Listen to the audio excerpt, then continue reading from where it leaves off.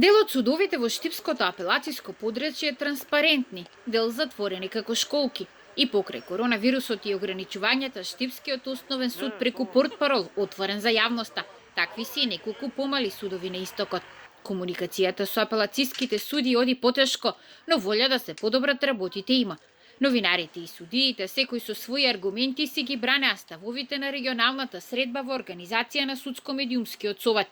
Оттаму сметаат дека мора да се постават стручни лица за комуникација со новинарите, а судиите преку брифинзи и соопштенија редовно да известуваат за својата работа.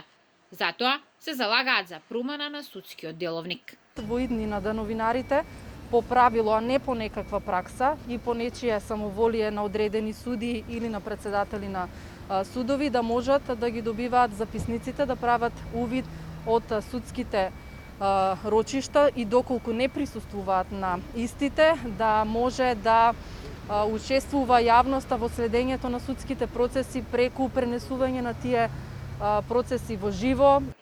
Постоењето на овој судско-медиумски совет говори дека судиите не заслужуваат петка за транспарентност, смета председателот Иван Џолев, кој е и прв човек на кривичниот суд во Скопје. Смета дека работите се подобруваат, особено во судот со кој тој раководи.